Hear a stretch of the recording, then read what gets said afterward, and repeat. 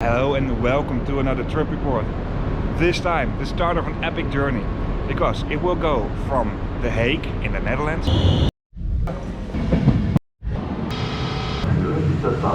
via here, Hamburg, all the way to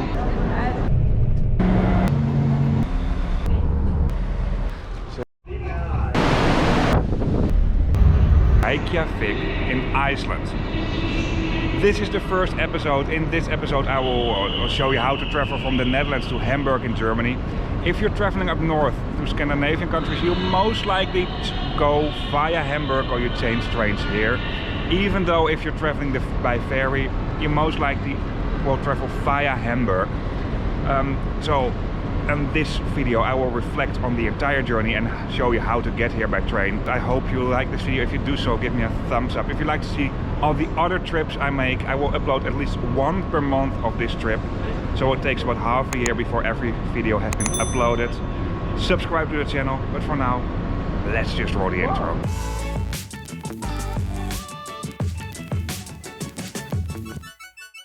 But first, let me show you the planning for this journey. We'll be traveling by train via Hamburg and Aarhus to Hitshouse in Denmark, from where on we'll be taking a ferry all the way to Iceland. Along the way, this ferry makes a stop at the beautiful Faroe Islands as well, and we also took some buses over there. From East Iceland, the initial plan was to take a bus to Reykjavik, what is located in the west. But things went a little bit different as planned. By the way, there are no public trains in Iceland, so this is why we take buses.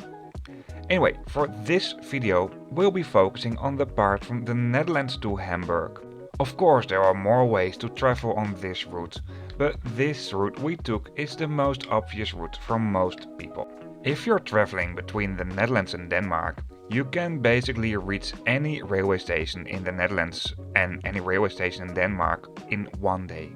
However, we spent 2 days for this journey because we traveled on a relaxed way. We've booked our ticket with a stop over in Germany, and I will tell you at the end of the video how we've booked our ticket. The first train we had from the Hague Central Station to Amersfoort Central Station were these trains. These are domestic intercity trains within the Netherlands, and these trains are a bit older. They're called ICM. Literally translated, it stands for Intercity Rolling Stock, or in Dutch Intercity Materieel. From 2024 until 2030, these trains will be slowly phased out and will be replaced with more modern intercity trains. For these trains, I will not do an in-depth train review. I rather feature these trains on a domestic route in the Netherlands from Leeuwarden to The Hague in the Netherlands. So if you want to see more about these trains, just check out that video. That video will be linked in the description of this video. We took a direct train to Amersfoort, and in Amersfoort we changed trains to an intercity that will go to Berlin, and there's one per day that thus has Hanover as the final call. Just to play safe, we took an earlier train to Amersfoort Central Station, so we're sure that will make our train. We booked a through ticket, so if there will be any delay, we do have the opportunity to travel with other trains along this route as well. I'll explain a little bit more about this at the end of the video. There were some delays, so I was happy that we were here a little bit earlier. If you're traveling from bigger cities like Utrecht, The Hague or Rotterdam in the Netherlands, you most likely change trains on these intercities at this railway station of Amersfoort Centraal. I already featured this railway station and also these trains in another video, and once again I will not do an in-depth train review for this train. These trains will also be slowly phased out and will be replaced with more modern Talgo trains that can go faster as well. Anyway, this here is the first international train we had, and we took this train to Osnabrück in Germany. Osnabrück is something special for me because I studied there. When I was younger, I took these trains pretty frequent for that reason. Nowadays, you also find local trains between the Netherlands and Osnabrück, but when I did this study, that was not the case yet. One of the things I like most about these trains is that they're being pulled by a locomotive, so you have these great views from the back. We traveled first class on this trip, And within these trains, the capacity in first class is not really big. Apart from that, first class has mainly compartments, and I'm not a big fan of that. Because we were also working during the day, we took one of the later trains. This also meant that for the biggest part of the journey, it wasn't daylight. One thing I really like about German intercity and intercity express trains is the dining car. And this is also where we went to for our first dinner of this holiday, with some beer. Something that has been improved recently is that the selection of vegan and vegetarian and also organic food has been improved a lot. So there's something for everyone, and especially people who don't like just to travel a little bit more sustainable, but also eat more sustainable. At the railway station of Bad Bentheim, what is just across the border in Germany, the Dutch engine will be replaced with a German engine. For this route at this moment, they will use locomotives that cannot run both in the Netherlands and in Germany, but this will change in the near future. Because this is quite old-fashioned and there are lots of engines that are able to run both in the Netherlands and in Germany.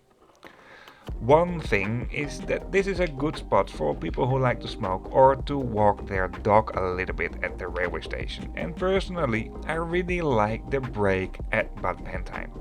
It takes maximum 15 minutes, but pretty often this is a shorter stop.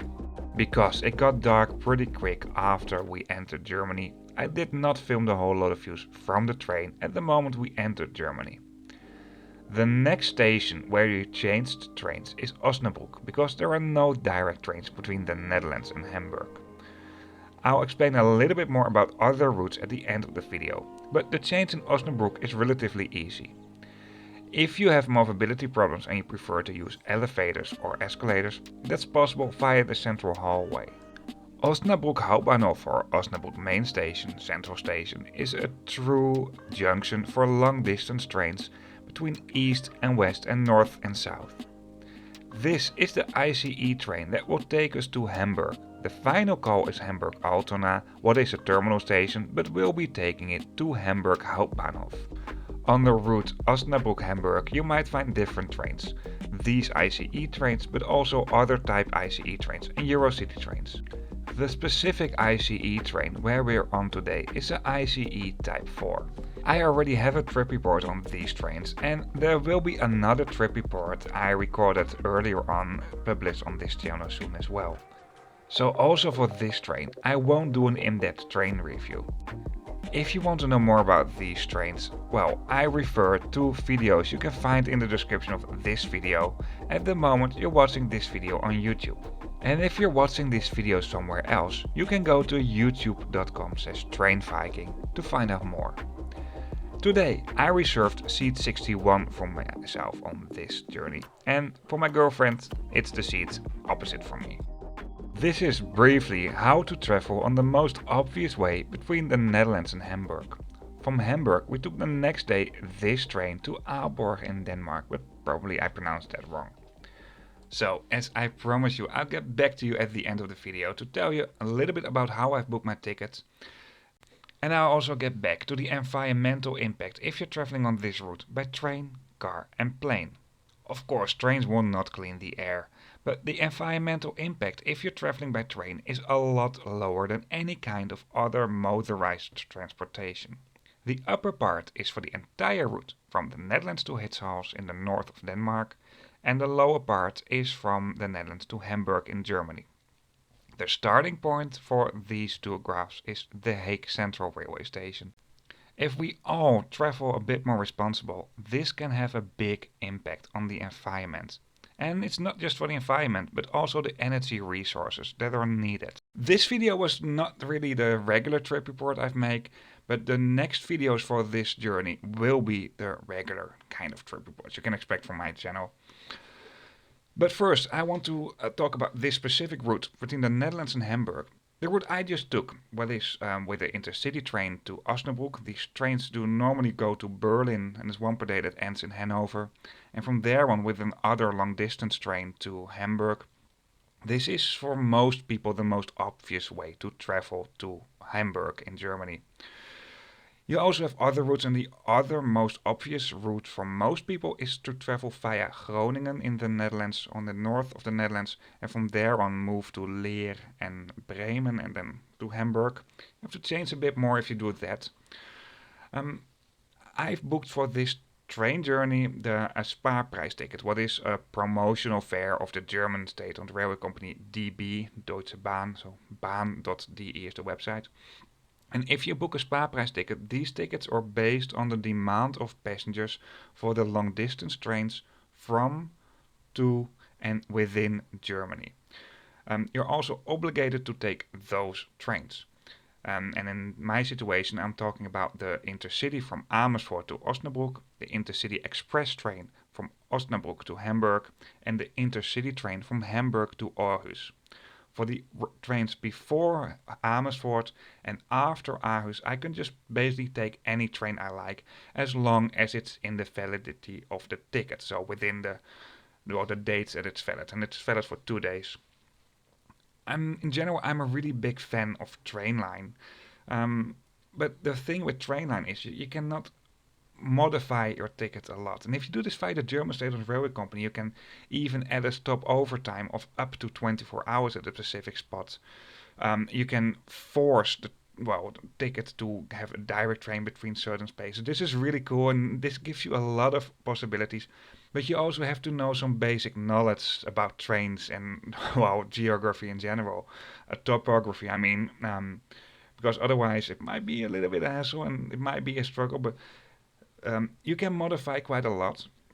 And because you can modify, this can also mean that you can adjust the price a little bit if you take another route. Because the ticket prices are based on the demand of passengers, this is basically to avoid that one train will be fully booked and the other train will be pretty much empty. But let's say the train between the Netherlands and Osnabrück is fully booked, and that might only give the full fares. I can travel with a local train, for example, between between Hengelo and Osnabrück. I also made a trip report on that, by the way. So this ways you can manipulate it a little bit. Of course, the German railway company gives you a lot of options, but it's not unlimited. But I really like that they give these options. Even though in general I prefer to book my tickets via Trainline, for example, because if you book this via external websites, they make it just more accessible to book train tickets for people all over the world. And on Trainline I'm talking mainly Europe, because they also know partially how to split up and combine different fare systems with each other, so you can book things you cannot book via, for example, one railway company, where you need two different railway companies to buy a specific ticket. They can just put it together and say like, hey, this part we buy this railway company, the other part we buy another railway company. So you have these better deals and you can offer more destinations. And train traveling should be made easier. And even though Trainline is not perfect, there are still a whole lot of things that need to be improved. I really like them. I'm not getting paid by anything or that. I said it once before. Maybe I should work on an affiliate link. What's another way to support this channel? But we booked this via bahn.de because you have so much more possibilities. If you split up your ticket though, please be careful. Don't just split up your ticket. Because if you lose a connection and you have a through ticket, this basically means that you have no passenger rights. Because, you only have a ticket for a specific section of the route. And if you miss a train, I'm sorry. For us, it would have been a little bit cheaper if we didn't split up the tickets. If we split up the ticket, I mean. But it was such a small difference, and because we slept in Hamburg, we could have done it. But you just in case something goes terribly wrong, you just have more passenger rights if you have a through ticket. If you miss a connection, you can go with the first next available connection. But my general advice is, what I also said before. Just be on time for the international train and especially long distance trains. So please do that. We were on time in Amersfoort as well. So if you have a connection on an intercity from the Netherlands to Germany, for example, or from Denmark to Germany, or an intercity express train from the Netherlands to Germany, just be there on time. And if you travel with local trains, well, pretty often you can also, from the Netherlands to Germany, for example, pretty often you can also take an earlier connection. So this is why I prefer to book tickets in one go. Um, Fares for the other parts I did during this trip, so from the ferry, the buses, Iceland and the Faroe, I'll get back to this in other videos. I hope you liked this video. I promise you the next video on this journey will be more like a regular trip report. Um, Once again, I hope you liked this video or this has been a helpful video to you. If you want to see the railway station of Hamburg, Osnabrück, the local train between Osnabrück and the Netherlands, the local connection between Groningen and Bremen, I have this all in my videos. You can find that. I will link those videos in the description of this video. Once again, I really hope this was a helpful video to you. If so, give me a thumbs up on YouTube. And also, if you like this video and if you have any questions, just let me know in the comments. That's it for this video. I talk way too much. I'm so good at this. That's it for this video. The next video on this journey will be from Hamburg to Aarhus. Although I will feature the railway station of Aarhus because I already featured Hamburg. So I'll manipulate it a bit. But well, I will, for this journey, I will try to upload one video per month because I still have a lot of other trip reports as well to come. But yeah, I really think I should stop talking right now. Once again, thank you for watching and see you on my next video. But before I really end this video, if you are interested in other trip reports, of course you can find this on this channel. However, in the description of this video on YouTube, there's also a link to a map, and on this map you can find all trip reports. Once again, thank you for watching and see you on my next video.